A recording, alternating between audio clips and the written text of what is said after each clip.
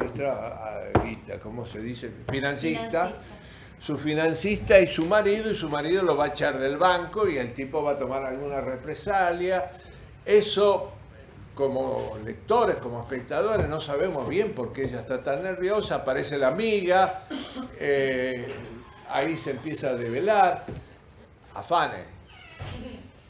Hay algunas fórmulas para la información que, como todas fórmulas, están para romperlas. Uno es el famoso raconto, que el teatro argentino usa bastante. Eso de, ¿te acordás cuando mamá nos servía la chocolatada? Sí, después vino Don Pedro. Ese es el raconto. Es una palabra que viene del cine.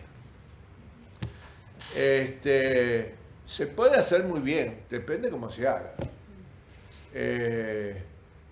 Hay varias obras. Ahora, cuando yo enseñaba dramaturgia, me acordaba de todos los ejemplos. Ahora me olvidé de todos. Pero el otro es el famoso flashback, que también viene del cine, que es tomar una escena de acá y repetirla y pasarla acá. Digamos, si esto es, supóngase, un problema de divorcio, una pareja que se está divorciando, mostramos el momento en que se enamoraron. Ese es el otro recurso, que el que lo usa muy bien en el cine es Almodóvar. En el cine antes, cuando yo era chico, se usaba el fundido y ahora ya no se usa nada. Cuando no hay plata se sigue usando el fundido. ¿Cómo? Cuando no hay plata se sigue usando el fundido. Cuando no hay plata puede ser, pero Almodóvar no usa nada. ¿Y vos? ¿Por qué? Pelucas. Bueno. ¿Por qué cuando no hay plata? Porque cuando no tenés producción para hacer los flashbacks, fundís a negro, viene otra cosa. Cuando no podés juntar, cuando no tenés toma suficiente, fundido a negro. Cuando no hay toma, cuando no hay registro. Bueno, el otro recurso que hay es el famoso de romper la cuarta pared y un relator. Lo que se llama la parte, el famoso aparte, donde habla y los otros personajes no lo escuchen y están al lado. ¿Por qué? Porque se establece la complicidad con el público. Otelo. Nosotros sabemos todo lo que va a hacer Iago, porque Iago te lo cuenta el público. Y el público es cómplice de Iago, porque lo que dice Iago se empieza a producir y vos decís, y todos los personajes, incluso su esposa, que es la que tiene que afanar el pañuelo, qué sé yo, entran por la trampa y termina la tragedia que ustedes saben. Hay un chico de acá que ganó el concurso de egresados de Argentores, que escribió una obra muy interesante. Es un partido de golf entre dos personajes, un personaje encumbrado, otro no tanto, y un caddy. Y el caddy es el que cuenta, rompe la cuarta pared, hace la parte y cuenta cuáles son las intenciones de uno de ellos para que no es jugar un partido de golf, es otra cosa, es en realidad quedarse con unas propiedades. Esos son los recursos que yo conozco, puede haber otros, con Sol supongo que van a recibir a lo mejor otros, pueden usarlo. Esto es muy bueno a mi criterio, por lo menos yo lo usaba, haciendo ejercicio, hacer ejercicio de decir, bueno, mira, busca un conflicto y me lo contás de alguna manera. Bueno, esto es. La otra cosa, los procedimientos también se afanan. ¿Quién conoce un enemigo del pueblo? ¿Todo? O casi todo. Tiburón. Tiburón es un enemigo del pueblo. Un señor que dice las aguas del balneario están envenenadas, el famoso conflicto, sí, bueno, si lo decimos nos morimos de hambre, y un señor que dice hay tiburones, si lo decimos nos morimos de hambre. Los turistas se van a ir. Claro, es el Spielberg. Si pueden y tienen ganas, vean Tiburón y hagan la comparación. Es casi exacto. Muy bueno. Sí, es muy buena. Como el Rey León y Hamlet. El Rey León, Hamlet y... Pero ahí hay como un homenaje, en Tiburón No, eso lo descubrimos nosotros. Claro, por eso, Tiburón robó todo. Spielberg no te dice que lo sacó de Ibsen. Bueno. Algunas cosas finales sobre Sánchez que se me pasaron o no sé qué y quiero por lo menos recalcar. El famoso tema de Sánchez anarquista, Sánchez liberal. Sánchez pudo haber sido un anarquista con cierta militancia dentro de su vida, pero desde el punto de vista dramatúrgico, si uno hace un análisis de sus obras, era un liberal. Estaba a favor del proyecto del 80. Y eso se ve, por ejemplo, en varias obras, pero sobre todo en la Gringa. La Gringa termina así. Mire qué linda pareja, hija de gringos puros, hijo de criollos puros, de ahí va a salir la raza fuerte del porvenir. Este es el proyecto del 80.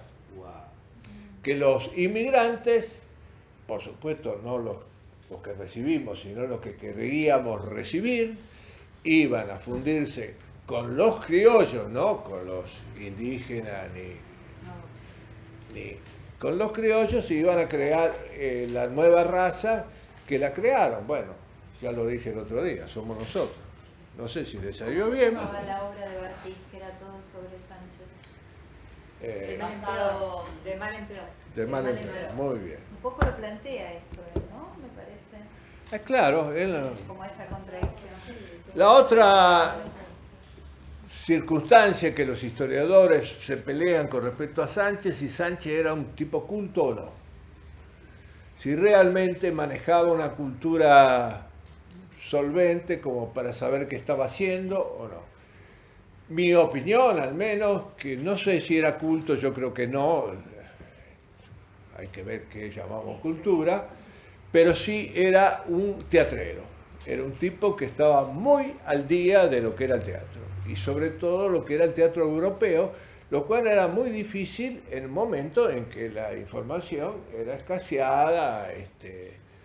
Bueno, él estaba bastante al tanto de lo que era el realismo, de lo que era el naturalismo, y emplea algunos de esos procedimientos. La otra cosa, las compañías nacionales que se inician con Pepe Podestá y Jerónimo Podestá, cuando se reavivan y empieza a haber más compañías nacionales, para diferenciarse de las compañías extranjeras, siempre le ponían compañía nacional, compañía criolla, compañía argentina, digamos, un subtítulo a la compañía para que se sepa que era una compañía que no era extranjera. Teniendo en cuenta que por lo menos hasta 1914, que empieza la Primera Guerra Mundial, la competencia de las compañías extranjeras era muy grande y se repartían el público.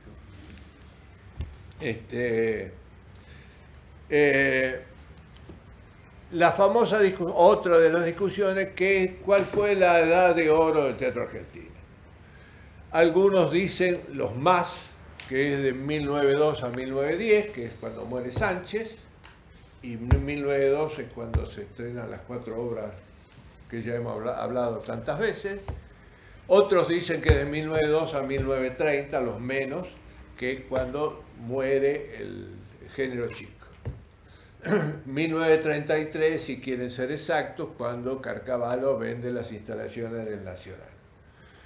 Yo humildemente digo que la edad de oro del teatro argentino es esta, Yo también, vamos. Bueno, yo creo que el teatro argentino tiene en este momento un nivel que no hay con qué darle.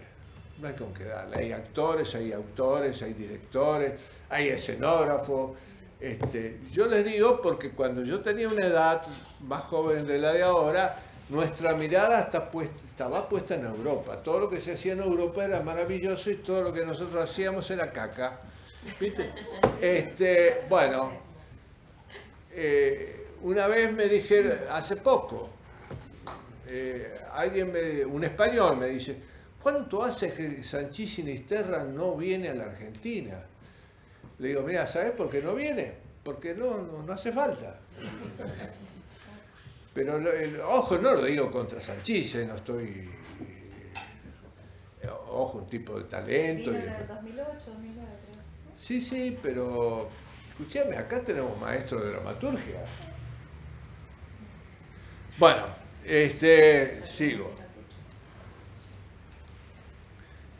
Es más, ahora él le dirigió La Sangara. ¿Él no dirigió tango? Puede ser.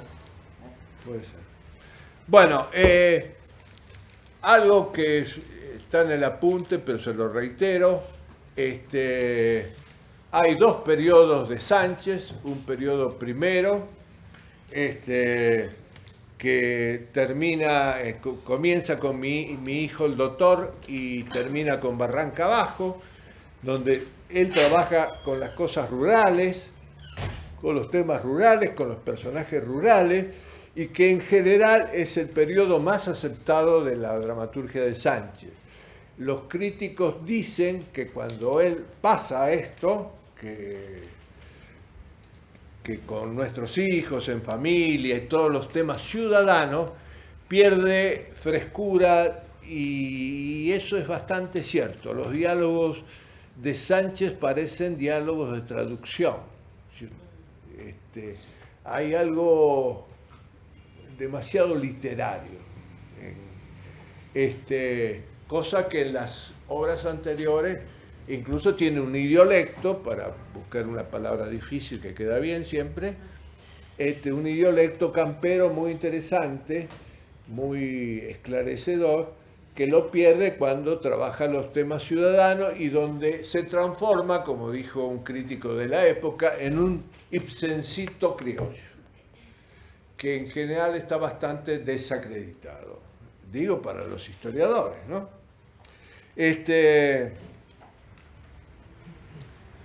Lo que tiene Sánchez como valor es que se trata de modernizar el teatro argentino. Trata, pero no lo consigue. Trata de modernizar el teatro argentino, para eso se pelea incluso con los podestá, denigra todo el género chico, él dice que eso es casi basura, lo dice en una conferencia que da en Montevideo en 1908, denigra todo eso y por supuesto trata de imponer y ser bastante original para la época en imponer el realismo, naturalismo o el drama moderno, tema que ustedes van a ver bastante bien con Duarte. Duarte es un especialista en drama moderno. Imponer el drama moderno. Se transforma en el autor faro, el referente, el individuo, digamos, que es un autor faro, alguien que escribe y de algún modo consigue que todos los que escriben se referencien a él. No digo que se copien, sino que se referencien a él. Eso de autor faro son 50 años hasta que la Academia, esto lo vamos a hablar el viernes que viene, la Academia consagra a Discépolo. La Academia, digo esto, filosofía y letras. ¿En qué año se pasa eso? ¿El qué? Que consagran a Discépolo. 1960, la década del 60.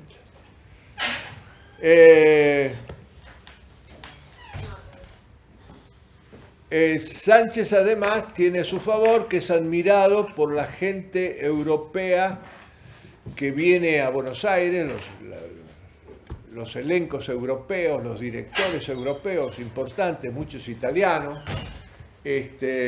Antoine, que es un francés importante que no sé si lo van a ver con Dubati, pero era director, no autor, pero el que estrenó las primeras obras naturalistas en Francia. Admirado, todos admiraron a Sánchez, su literatura, lo comprometieron para hacer negocios, por eso Sánchez abandona todo y se va a Europa creyendo que va a ser recibido con los brazos abiertos y tiene la gran decepción. Cuestiones que se conocen porque Sánchez llevó un cuadernito, una especie de libro de memoria de su viaje, le llaman el cuaderno rojo porque tenía tapas rojas,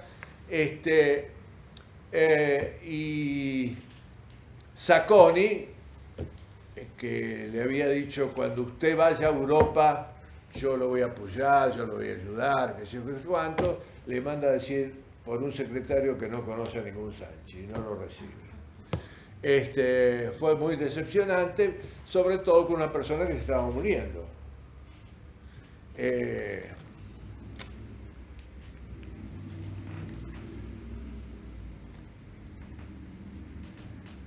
Cuando Sánchez critica el género chico, hay gente que dice, ¿cómo puede ser que critique el género chico? Él hizo género chico,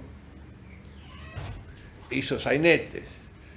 Lo que lo defienden dice que en realidad él no hizo el sainete habitual, termina todo bailando, sino que a todos los sainetes le puso la nota trágica que anticipa el famoso grotesco. Algo de eso es cierto, si ustedes leen los sainetes de él, son cosas en un acto, la cosa es muy gris, muy dura a veces, el desalojo, por ejemplo, los kurdas, bueno, una serie de obras, no, los kurdas no, perdón, el desalojo, bueno, otras que ahora no me acuerdo, son obras en un acto donde la cosa no es tan dicharachera y además se pierde la caricatura del inmigrante, él no trabaja demasiado con eso. Y por último, bueno, las penurias del viaje lo leen en el apunte. Yo lo último que quería decirles es cuáles son los temas, los procedimientos que a él le interesaron. En principio él tiene un gran maneja el gran conflicto entre lo nuevo y lo viejo. Lo viejo es Don Zoilo. Lo nuevo es esto que hemos dicho ahora, este matrimonio entre el criollo y la gringa. Digamos, es el nuevo país liberal.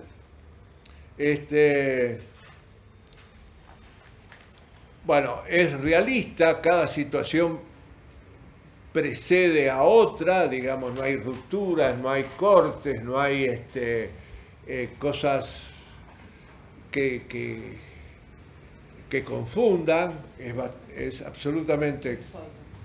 Trabaja el encuentro personal también ustedes lo van a trabajar con Dubati, ese es el momento en que protagonista y antagonista en el realismo se encuentran y deciden la situación.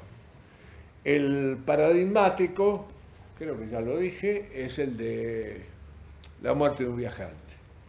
Padre e hijo se encuentran casi al final de la obra, se dicen todo lo que no se dijeron durante toda la obra y uno se va de la casa y el otro se mata.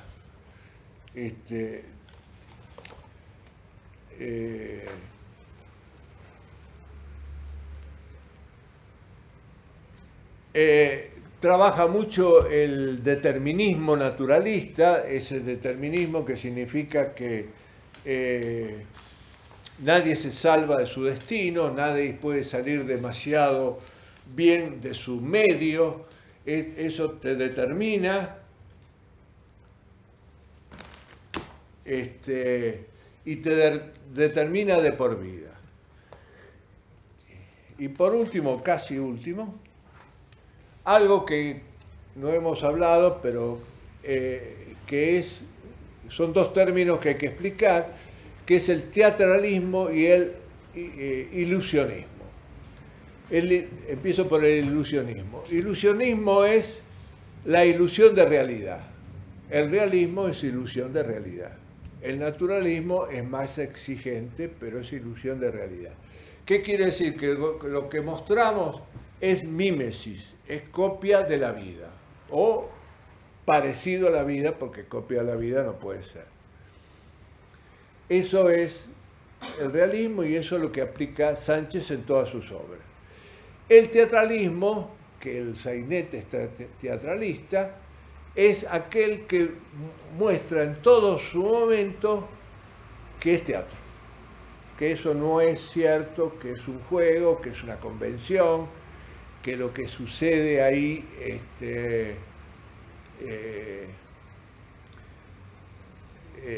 es para entretenerse, pero que en realidad eso no trata de copiar la realidad. Tal es así que si nosotros hacemos un análisis de cómo se copia el conventillo y lo que realmente era el conventillo, hay una distancia atroz. En general ¿Cómo? En general lo endulza, ¿no? Decías que lo alinda, ¿no? Claro, lo alinda, sí, lo hace.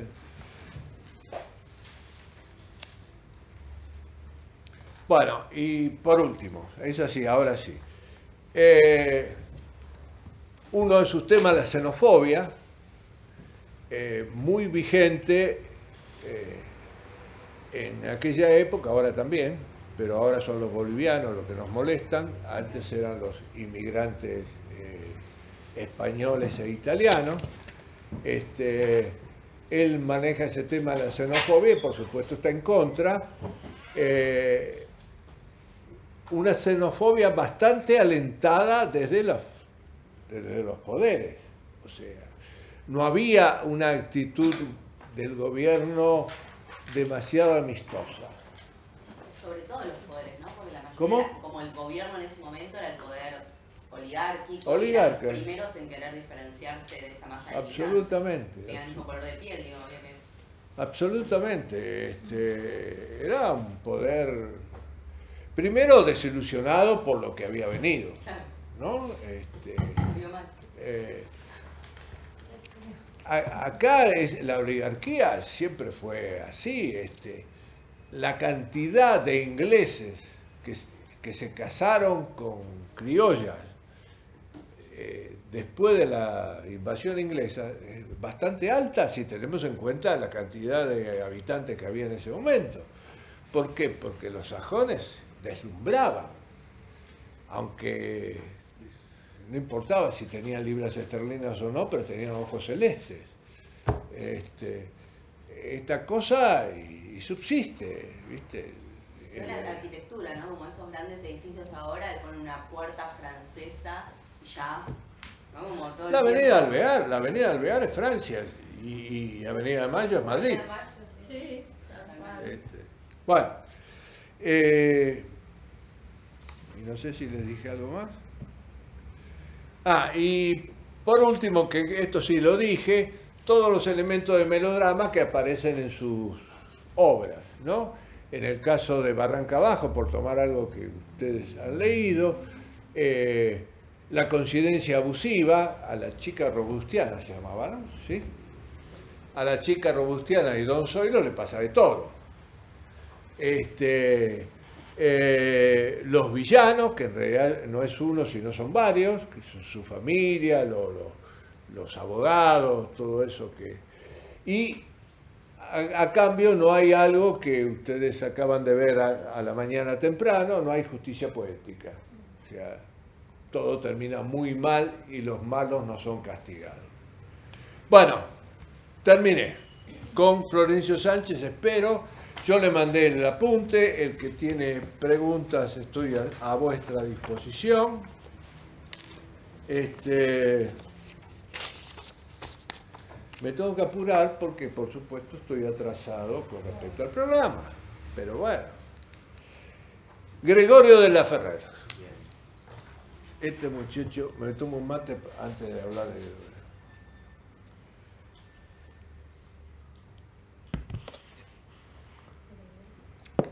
Gregorio de la Ferrer es el exponente de esta aristocracia que hemos hablado. Era un hombre de dinero, su familia era una familia de origen francés, que había venido a la Argentina. El padre se casó con una criolla, tenía estancias y, siendo relativamente joven, viaja a Francia y se inocula de cultura francesa.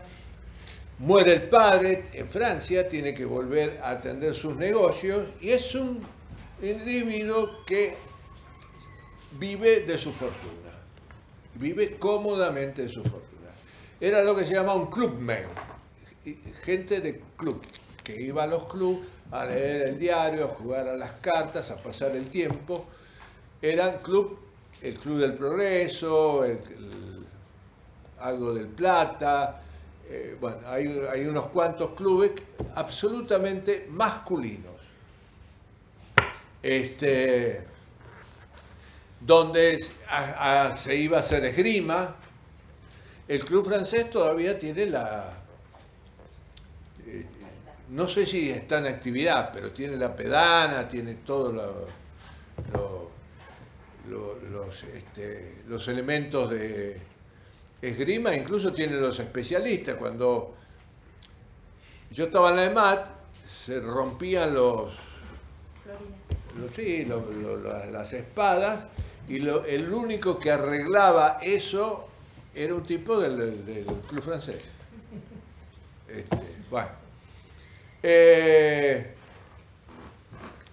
que es el es el primer comediógrafo argentino, el Aristófanes de Buenos Aires. Es el que encara un género nuevo, la comedia, que podemos definir, buscando un poco lo de Aristóteles, en el caso de La Ferrer, son conflictos entre gente de la burguesía y la alta burguesía bonaerense o urbana, que si bien son conflictos, no sé si demasiado importantes, pero todo termina bien, digamos. Se restituye el orden. Es un género reaccionario absolutamente, que tiene un nombre, en la historia del teatro se llama la comedia blanca, la obra paradigmática es Así es la vida, de 1933, de Malfatti y Lianderas, que se trabaja con la metáfora... ¿Cómo? ¿Así es la vida? Así es la vida. Que se trabaja con la metáfora de la mesa. La obra comienza con una mesa grande porque la familia es muy grande. Hay algunos problemas. Hay una nena que se enamoró de un socialista, no un comunista ni un anarquista, un socialista, y la familia está furiosa, la quiere matar porque los socialistas se comen los nenes crudos. La mesa es grande, pasa el tiempo, son 3 actos, pasa el tiempo, se producen deserciones de la familia, hay muertes, la madre, por ejemplo, muere, la mesa se achica, se va achicando, hasta que al final hay que agrandarla, porque vuelven los chicos descarriados, vuelve todo el mundo y se vuelve a transformar en una mesa grande. Esto es más o menos a grandes rasgos la comedia blanca. La Ferrer trabajó la comedia blanca siempre con una excepción, las de Barranco, que es un poquito más que eso, ¿no? No es una comedia blanca, en el sentido que hay un final bastante, un poco complicado. Tengo una... ¿Así es la vida de Gregorio? No. Malfatti y de las Lianderas, señora. Tengo una duda que me quedó de antes, pero no te quería interrumpir. Leí Stefano, que es un grotesco, ¿verdad? ¿Cuál? ¿Estefano? Sí. No me acuerdo quién era. Discépolo. Bueno, leí Stefano, pero es una tragedia. Sí, el grotesco es una tragedia. Ah, bueno. No hemos hablado Pensé que todavía no. del trotesco. No hemos hablado. Es la última fase del sainete que es trágico. Ah, ok. Donde Tenía mal un- según algunos críticos, entre ellos David Viña, dice que cuando se rompe el sueño de la América, de hacerse la América. Cuando los inmigrantes que vinieron acá,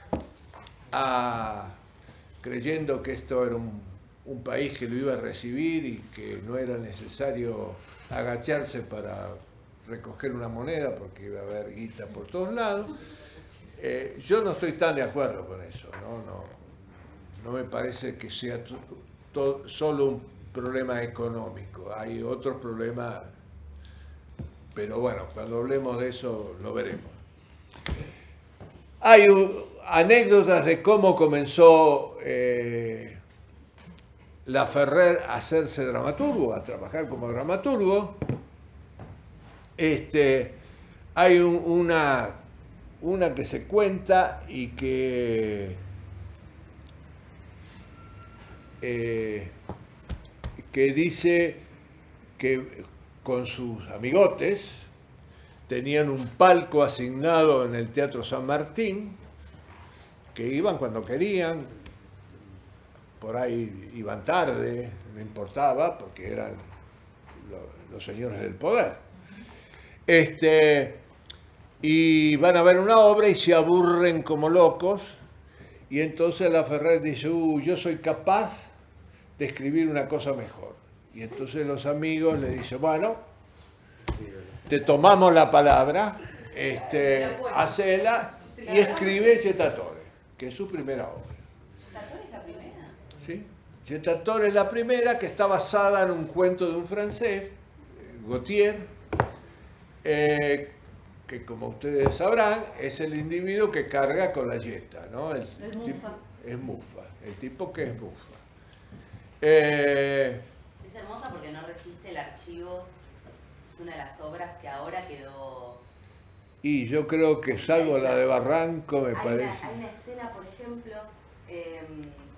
donde él la besa a ella, se pasa, ¿no? Ella dice, che, no te pases, y él insiste, después aparece la hermana y la retan a ella. ¿No? Como que hay un par de cosas que actualmente quedan muy desfasadas. Está buena para leerla y Que discutirla por ahí. supuestamente son los que se aman ellos dos, pero Supuestamente son los que, pero es terrible. No, Todo el tiempo la empuja a hacer cosas que no quiere, es como... la trama es muy sencilla, es un muchacho enamorado de una niña, la niña está enamorada de él, y que a la niña le han destinado un esposo, que no me acuerdo, Don Lucas, ¿no?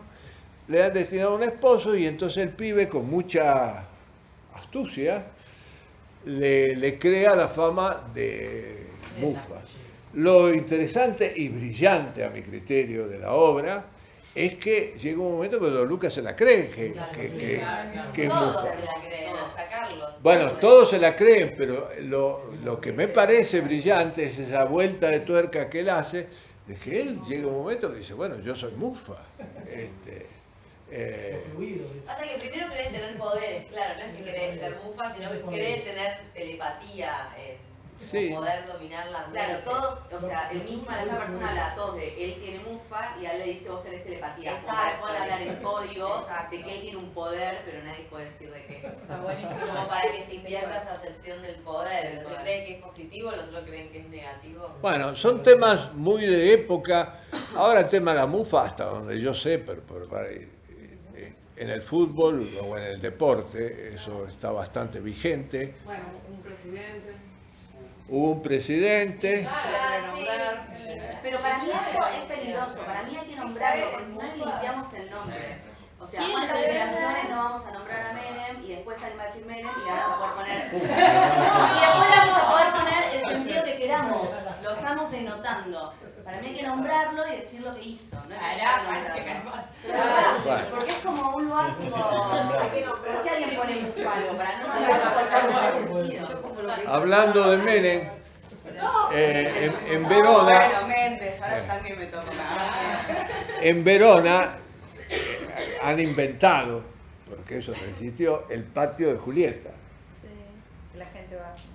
La gente va y está, hay un monumento de bronce de Julieta en el jardín. Es un jardincito. Hay una película. Pero que no es... ¿Cómo? No inventar.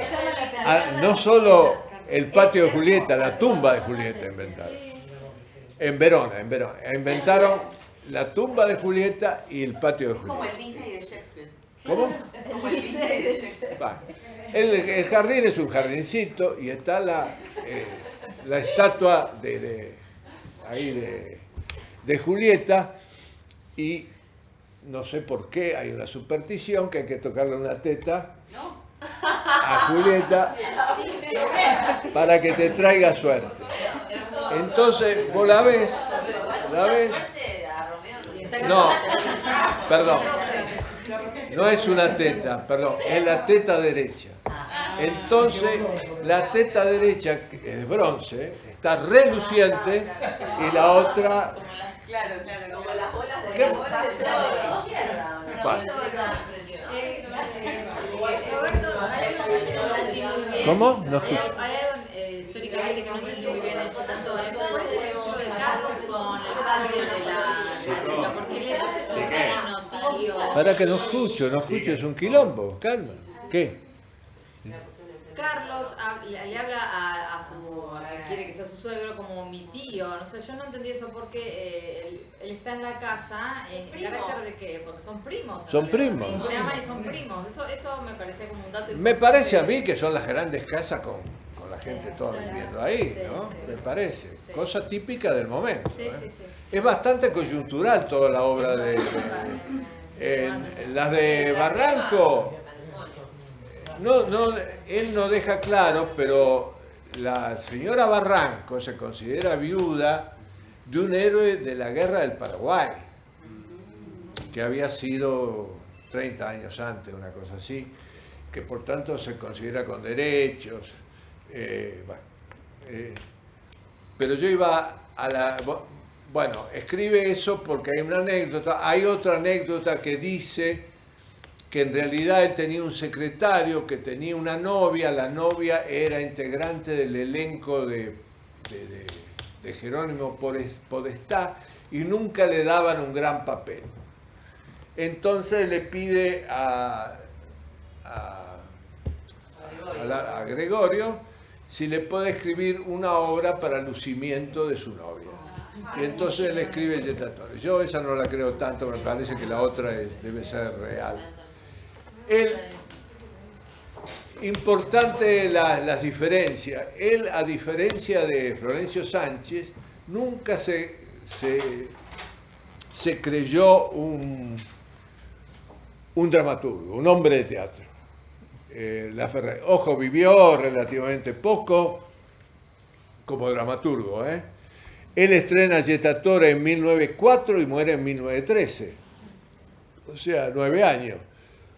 Pero en algo que les escribí, les puse... ¿esto se lo mandé? No se lo mandé. Lo de Gregorio Laferrere se lo mandé. ¿Lo que él dice? Sí. Acá está, si lo quiere. Escrito teatro, como he hecho muchas otras cosas raras, ¿eso? No sé si es eso, a ver. Escrito para el teatro, como he hecho muchas cosas raras en la vida, por el deseo de conocer algo que no conocía, de experimentar sensaciones nuevas. Por no aburrirme, lo mismo que el día anterior, por halagos de luchas, de investigación, de aventuras, qué sé yo por qué. Un día me hizo gracia el teatro, eso fue todo. Y como por hábito hago siempre lo que me causa placer, hice teatro. Y lo haré cuantas veces se me ocurra, sin preocuparme de otra cosa que de mi propia satisfacción. Me complace que el público en franca camaradería conmigo se regocije con mis comedias. Pero no le guardaría rencor si ocurriese lo contrario. Eso sí, no volvería a escribir, pues no tengo interés alguno en aburrir a la gente. Sí, además era un hombre político, tenía un partido político, un hombre que tuvo cargos en el gobierno. ¿Qué cargos? Fue diputado, senador. ¿Y en qué partido? De un partido nacional afín con el partido de Alsina. Pero ojo que eran cosas muy porteñas, ¿eh? Como un Antonito de la Rúa me suena. Como un Antonito de la Rúa me suena. Sí, algo de eso.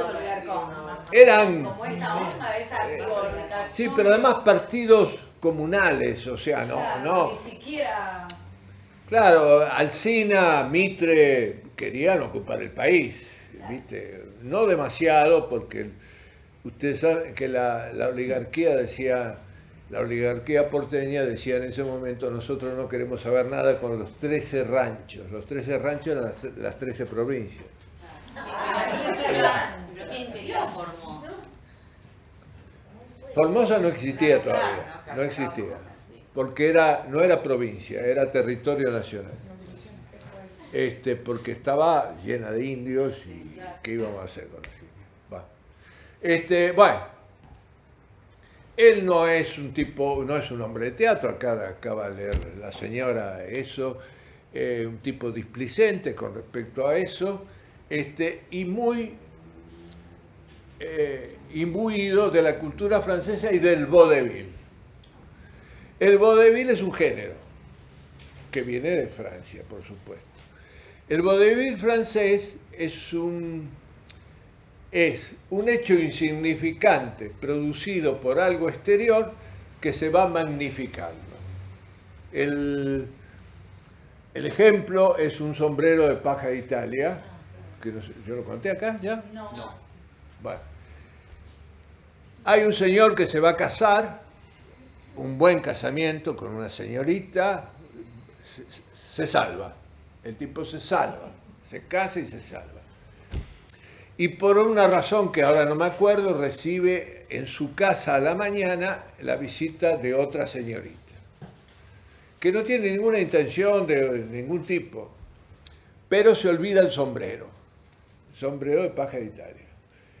El tipo se desespera porque el que descubra que se olvidó el sombrero puede pensar que esta chica, además del sombrero, se sacó otras cosas. Entonces decide devolverle el sombrero. Toma un carro, un taxi de aquella época, para devolverla, lleva el sombrero, el viento le vuela el sombrero, queda colgado de un árbol y el caballo se come el sombrero. Entonces no hay sombrero de paja de Italia. Entonces toda la obra es buscar un sombrero de paja de Italia. Y por otra parte, el vaudeville se caracteriza porque lo que uno espera no es lo que ocurre otra cosa. Por eso se llama también el género de las puertas. Hay el otro vaudeville, que es La pulga en la oreja, que en Francia existía, supongo que ahora no, lo que se llama casa de citas, que es diferente de los hoteles de acá, los albergues, porque el hombre y la mujer iban por caminos distintos y se encontraban en el lugar. Por eso se llama casa de citas, ¿no? Entonces, un señor y una señora deciden encontrarse en un lugar. Cuando llegan al lugar, empiezan a abrirse puertas y empiezan a aparecer otra gente que también está en la trampa como ellos. Entonces, es como si uno fuera a un hotel de alojamiento y se encuentra con el vecino. Digamos, bueno, acá lo mismo. Y en el medio de todo eso, un tipo que no sabe bien qué está haciendo ahí. Bueno, estos son acontecimientos exteriores. Lo que hace Laferrer a cambio, y es muy interesante, que el conflicto insignificante, chiquito, lo impone los personajes. Digamos, acá el Carlos sí, dice que Don Lucas es mufa. Y se lo enchufa y va. Bueno, ahora vamos a hablar de todas las obras de Discépolo, a ver. de Laferrer, perdón. Para que se me mezcla el libreto. Una característica de Laferrer, de alguna manera ya lo dije, él no trabaja ningún tema rural, él trabaja temas urbanos, él conoce dentro de lo que él conoce y lo que él le interesa, porque como él lo dijo, él no se preocupa demasiado en la investigación, en buscar. Él escribe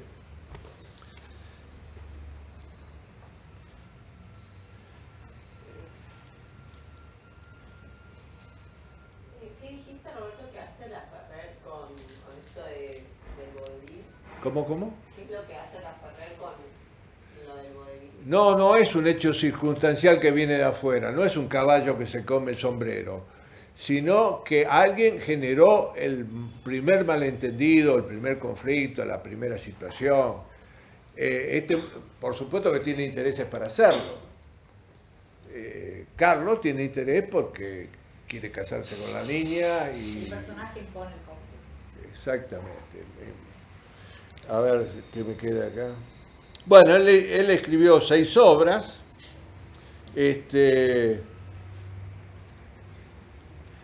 Y como le dije, la comedia blanca, la típica es Así es la vida, pero después el que se hizo millonario con la comedia blanca, sobre todo en la televisión y en la radio, fue Abel Santa Cruz.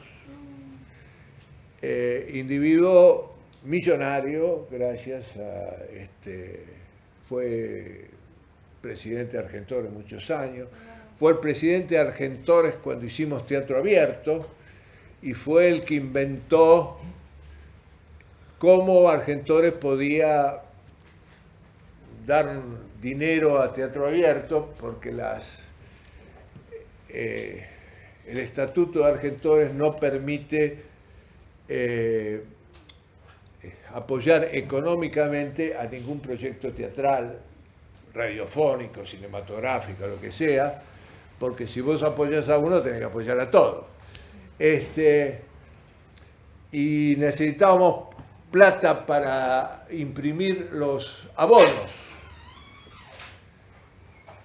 ¿Todo en orden? Todo en orden, además una niña acá muy amable me dio agua, todo bien. Muy bien.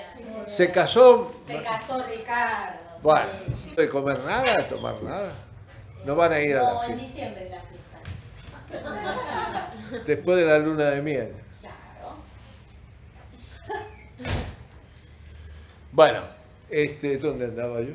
Ah, Abel Santa Cruz. y a Abel Santa Cruz se le ocurre una idea brillante. Detrás de los abonos promocionamos la biblioteca de Argentores. Y entonces nos dio una guita. Bueno, era un buen tipo, era un tipo López, tipo Bacareza. Hacía novelas también, ¿no? Novelas, pero capítulos y capítulos y capítulos y capítulos. ¿Cuál es la que veíamos nosotros de chiquita? Jacinta Pichinagüe. Ahí está. Bueno, Jacinta Pichinagüe. que además, Hacía 1000 versiones. como todos, Sí, claro. Claro. como López, como Bacareza, también tenía una fórmula que variaba un poquito. Y a veces se le ocurría algo bastante distinto. Pero en realidad era una cosa de una máquina. Se cuenta que Migré, Alberto Migré, que también era prolífico como Abel Santa Cruz, tenía 3 máquinas de escribir y escribía novelas distintas en cada máquina. Qué linda Bueno. imagen. Como tres Que eran tan máquinas, prolíferos que tenían 3 máquinas de escribir y que iban escribiendo cosas paralelamente. como cada Ay. uno tenía su máquina. Qué lindo. No había Windows.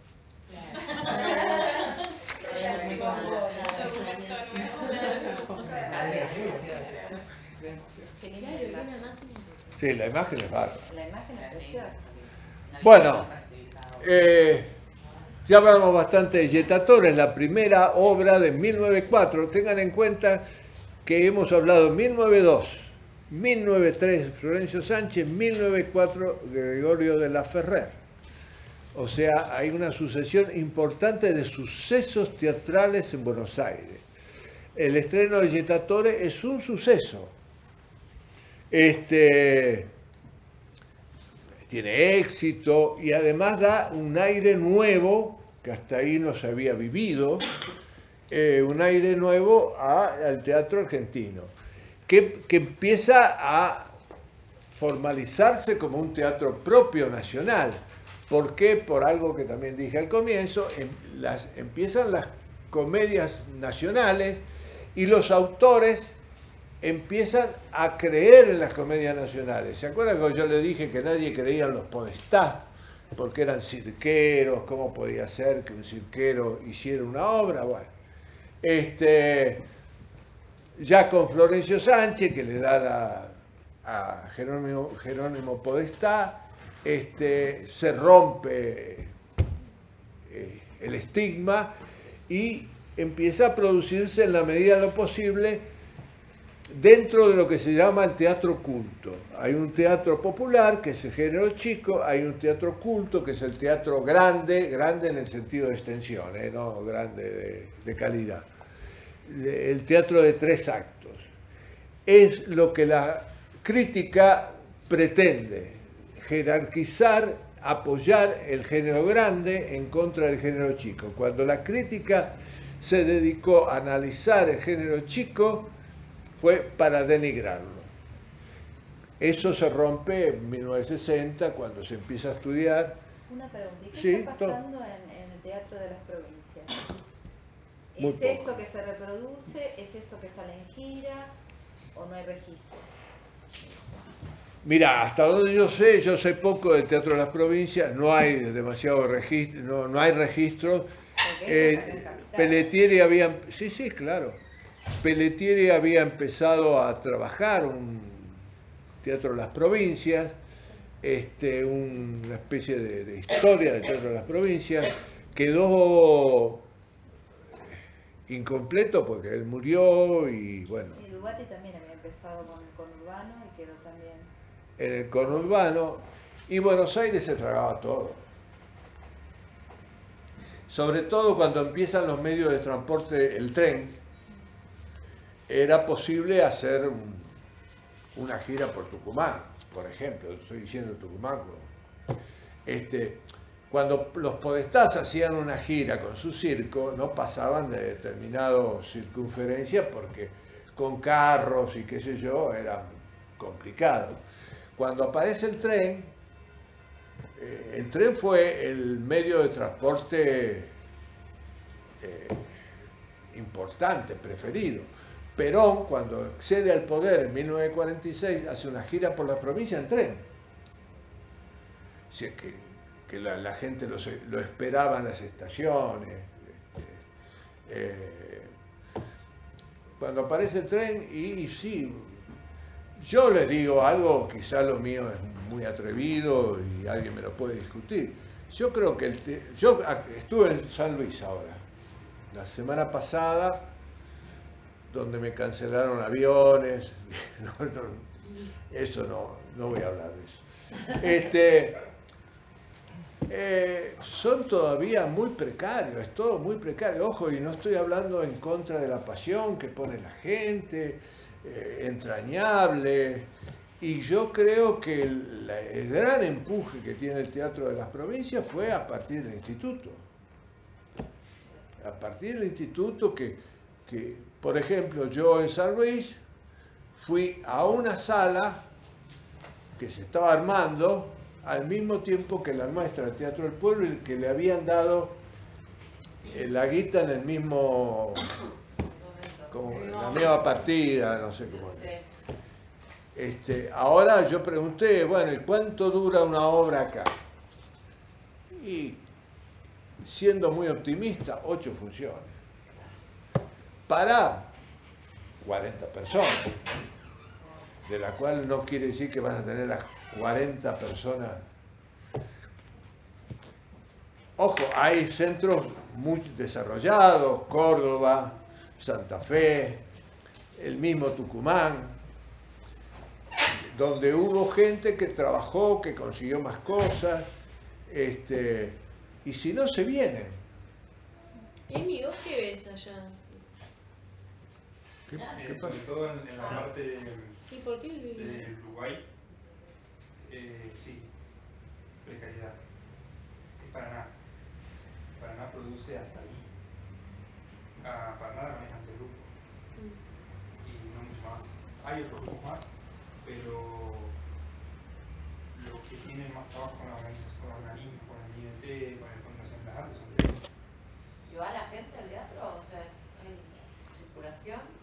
Sí, en esos tres grupos sí. Ellos tienen un espacio, tienen una carpa que se llama La Moringa, que fue de Ubatita todo eso. Todo lo que es Concordia y Gualeguaychú, que son las dos ciudades más grandes después de Paraná, muy poco. En Bariloche tampoco no hay nadie. Bueno, hablamos, seguimos, así terminamos con La Ferrer, nos sacamos esto de encima. Y el viernes que viene empezamos con Grotesco. Bueno, hay algo de Jettatore que me interesa recalcar, que dice, no obstante este final feliz, cierta crítica ha apreciado que esta indolora exclusión de Don Lucas significa en realidad la manifestación de una clase social acomodada y amenazada por incontrolables factores externos, como la invasión de millares de inmigrantes que se planta agresiva contra el advenedizo que quiere ingresar a su círculo. Digamos, Don Lucas es el representante de esta masa que pretende meterse en esta familia que pertenece al círculo prestigioso, al círculo aristocrático. Bueno, la otra obra de La Ferrer es Loco de Verano, que se estrenó al año siguiente.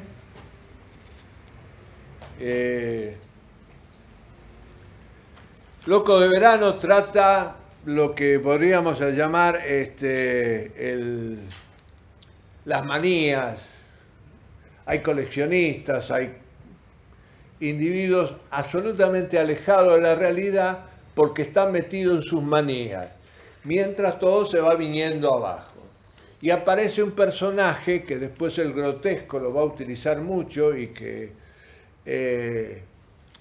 La Ferrer lo utiliza en esta obra, que es el personaje embrague. El personaje embrague es aquel individuo que se pone fuera, o individua, porque también puede ser un personaje femenino, ¿no?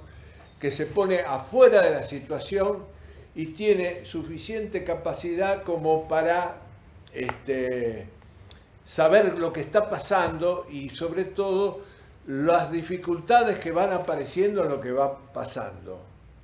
En el caso de Loco de Verano hay un personaje que se llama Enrique, que le empieza a decir a la familia que no se puede vivir en esa gran casa con sirvientes porque no hay con qué sostenerla y que hay que mudarse a una casa más chica y que hay que parar un poco y hay que ver la realidad. Y bueno, ese es el personaje embrague, que de alguna manera para muchos dicen que esa es la voz del autor.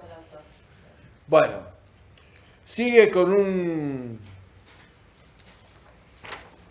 una obra que se llama Bajo la Garra, que es la única obra exactamente dramática que escribe La Ferrer. Es un drama burgués, ya lo van a ver con Dubati. El drama burgués es el gran drama de personajes burgueses. Acá tiene 3 actos y habla de la calumnia.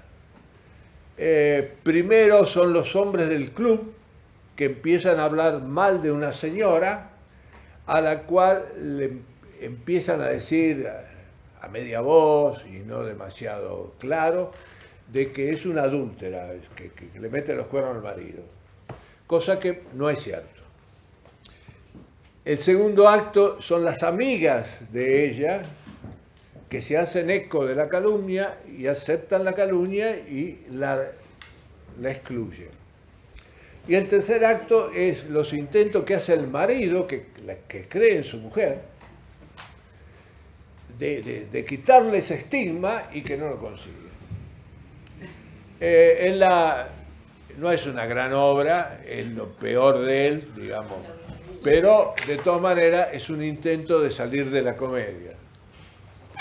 Después hay unas obras de un acto, El cuarto de hora o Los dos derechos, que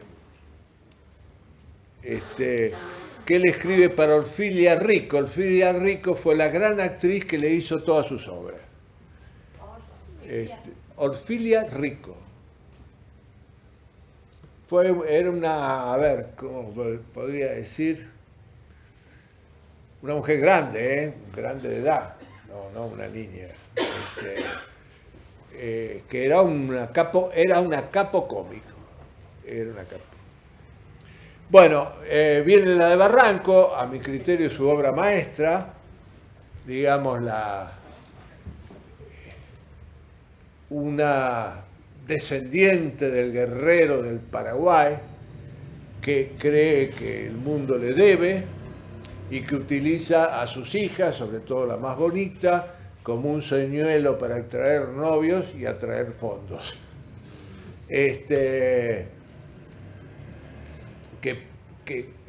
Maniobra que se frustra cuando la chica dice, bueno, esto se acabó, y se supone que esto se acabó y empieza otra cosa, que no sabemos qué es, el famoso final abierto, cuando se cae el cuadro del guerrero de Paraguay, ¡tac!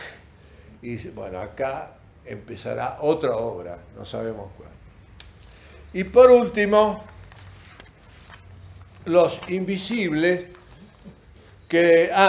una cosa de las de Barranco.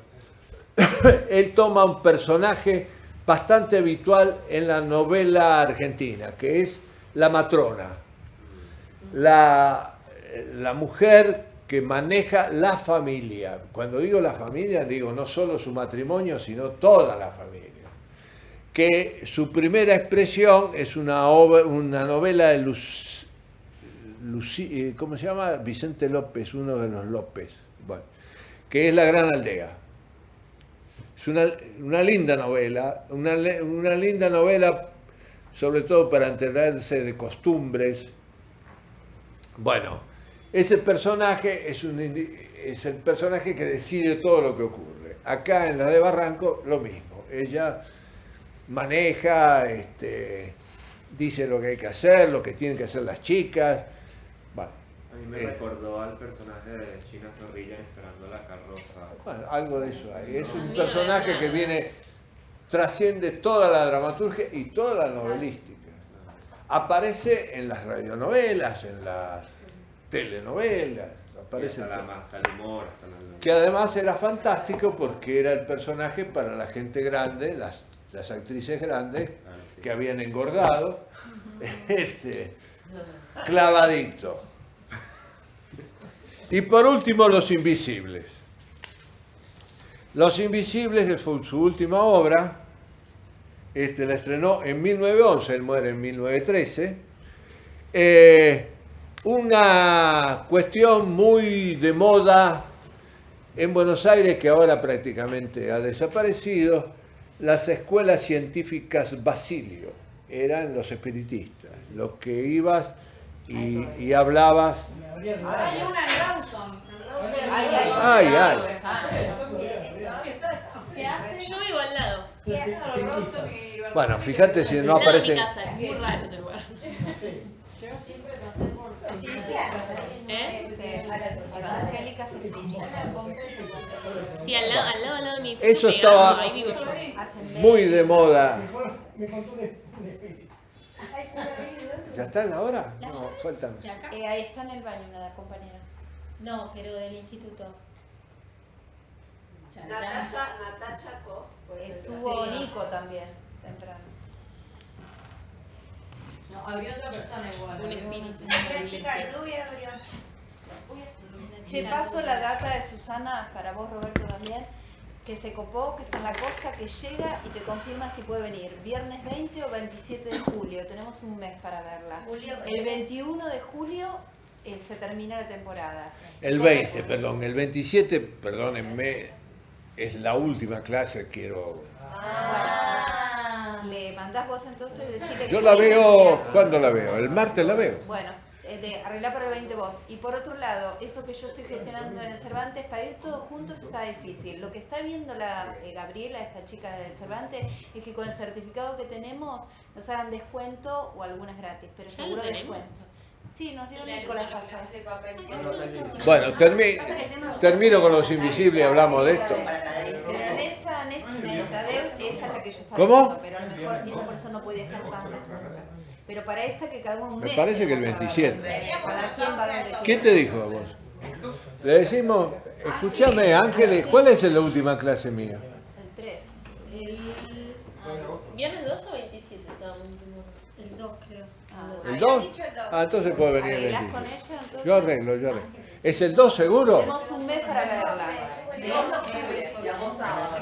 octubre, de arreglar. Ah, bueno, tenemos un mes para verla. Les quiero decir algo, se consiguen entradas. Para lo que no se consigue es para Tadeo, que yo también la vi. Es que ahí hablando con las 9:59 refresqué la página y saqué 2 páginas. Bueno, termino con la Ferrer y hablamos de esto.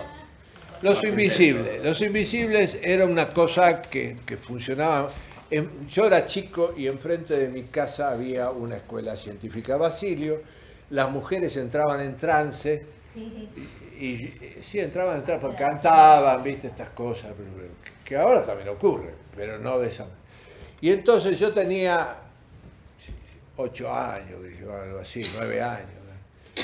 Y se levantaban las polleras y se le veían las bombachas, y para mí era, para nosotros, no para mí, era ver la porno 5X. Era el tema, bueno, lo que él desarrolla en tono de comedia es que quieren hablar con un señor que ha muerto, que está en la eternidad. Entonces hacen un conjuro, la mesa tenía que ser de 3 patas, toda una historia. Entonces todo va bien, todo va maravilloso, hasta que aparece el tipo que está vivo, que no murió. Bueno, esto es Gregorio de la Ferrer. El que quiere más, el Google. Muy bueno. Después de leer a Siglo de Oro, para mí fue como hermoso leer a la Ferrer. Fue como